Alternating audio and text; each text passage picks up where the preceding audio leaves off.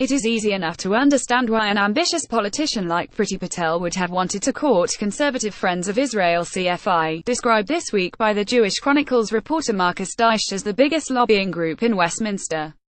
But what about the Israeli government and its allies? Why, in the words of Israeli opposition politician Isaac Herzog, was Patel's fall from grace a great loss for Israel? True, she looked like future leadership material. But in fact, a more interesting answer lies in the story of how the Department for International Development (DFID) has become a key battleground for Israel and its Westminster lobbyists, an arena for foreign policy by proxy. First, to set the scene, the current Israeli government is dominated by rejectionists of Palestinian statehood and proponents of the annexation of West Bank land. Israeli Premier Benjamin Netanyahu is prepared for the Palestinians to have a state but nothing more. For a long time, negotiations were the perfect cover for Israeli governments to continue with the colonization of Palestine. Demands for accountability for Israel's violations of international law and human rights were dismissed by the likes of the European Union to protect the peace process. But now, as a hard-right government expands illegal settlements across East Jerusalem and the West Bank, the stalled peace process is going nowhere fast, and even Israel's allies are getting twitchy. In this climate, Israel's priorities are to divert attention from the apartheid status quo on the ground, and to ensure that a post-peace process vacuum is not filled with serious calls for accountability, and its friends in Westminster and other Western capitals are only too glad to help. That's where two approaches come into play. First, accusations leveled against the Palestinian Authority (PA) of incitement and incentivizing terrorism by payments to prisoners in Israeli jails, and second, promoting grassroots coexistence groups as a constructive step towards peace as opposed to meaningful steps aimed at ending occupation and structural discrimination.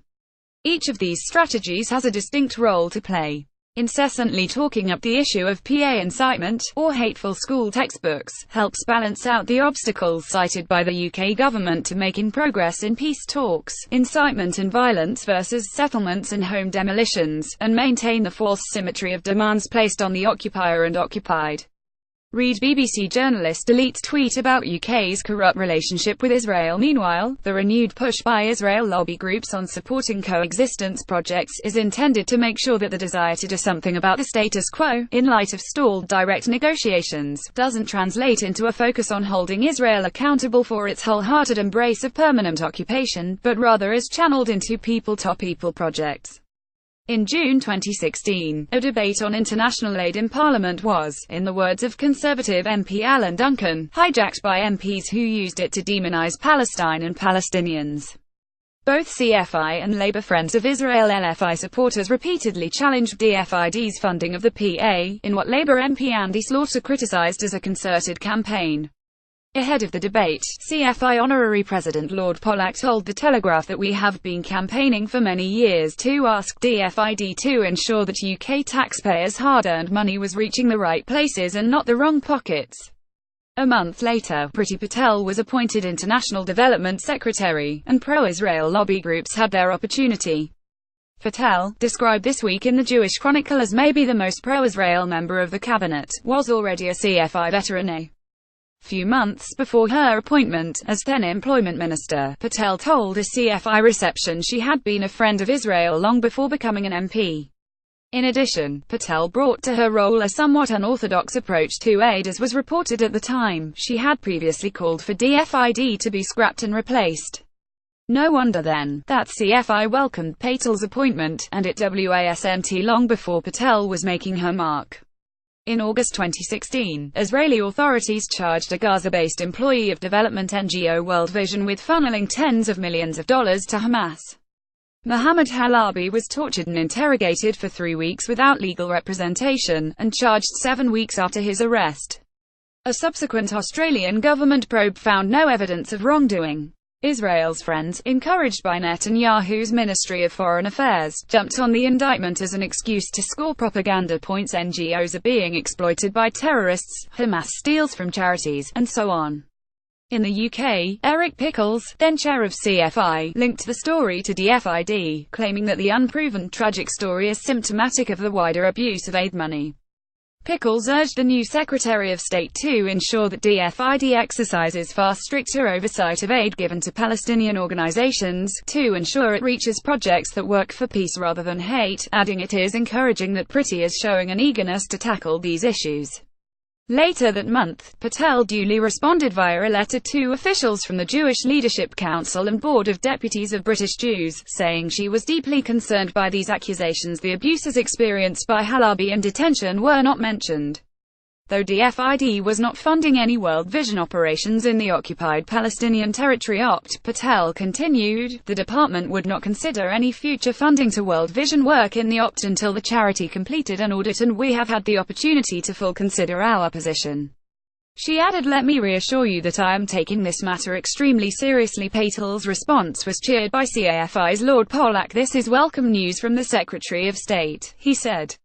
"We have been campaigning for many years for transparency and it is clear that DFID are taking this matter seriously."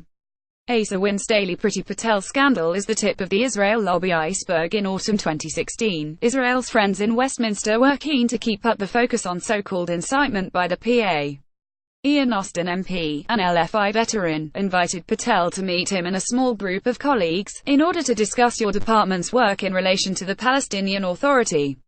Patel's swift response revealed that the International Development Secretary was conducting a full examination of our work in the OCT, including the future of our support to the PA. She added, "I would be pleased to meet with you and other colleagues to discuss these issues." Then, in October, came the dramatic news that Patel's department had suspended aid to the PA over payments to prisoners, a development hailed by the CAFI's Eric Pickles and Lord Pollack as an important step towards peace. Patel, they remarked approvingly, had acted quickly to challenge a long-standing abuse of well-intentioned international aid money. Except, it wasn't quite true. There was no suspension of aid, rather a review, or examination, whose results became clear in December, when the government announced that aid to the PA would henceforth be restricted to supporting the salaries of health and education public servants on a vetted list. For CFI, Lord Pollack, and others, Patel had nevertheless delivered a win. Indeed, it is doubtful whether Israel's lobbyists genuinely seek a termination of DFID funding to the PA, as some imply. The continued funding, even in its ring-fenced form, keeps the issue of incitement alive at Westminster, and Patel was clearly only too happy to keep it on the agenda, as her February 2017 request to LFIs Ryan and Austin for evidence of PA incitement demonstrated. Patel delivered another success for Westminster's pro-Israel lobby groups. In December 2016, LFI Chair Joan Ryan wrote to Patel to request DFID support for a coexistence fund that would help to build powerful constituencies for peace in Israel and Palestine, forcing leaders in both countries to return to meaningful negotiations. After gaining the endorsement of the Board of Deputies of British Jews and the Jewish Leadership Council, in July 2017, Patel's department agreed to provide up to £3 million over 3 years to fund a coexistence a people-to-people programme. CFI was, of course, delighted that Patel had secured this unprecedented funding, which, the statement continued, together with the redirection of Palestinian Authority aid to health and education will ensure taxpayers' value for money while directly supporting conflict resolution. Israel and its lobbyists clearly had high hopes for Patel. In June, Lord Pollack told the House of Lords he was certain that Priti will continue to ensure that our support goes to the right place. Pickles hailed an era where Priti is going to deliver international aid to people in need that we are going to be proud of. The change in aid to the PA saw Patel commended by Israeli Ambassador Mark Regev. At the CFI reception in January 2017, Patel told attendees that her department has a very important role it plays when it comes to Israel. But the disgraced former minister and the likes of Lord Pollack seem to have got a bit ahead of themselves. The confusion in October 2016 over payments to the PA, for example, saw Patel order a freeze even as civil servants were trying to continue a review. The efforts to use DFID as a vehicle for foreign policy, and specifically, to amplify and advance the propaganda talking points of an Israeli government completely disinterested in compromise, came unstuck, more closely aligned with CAFI and Lord Pollack than her own department's civil servants. As the Jewish Chronicle put it, Ms. Patel effectively went rogue.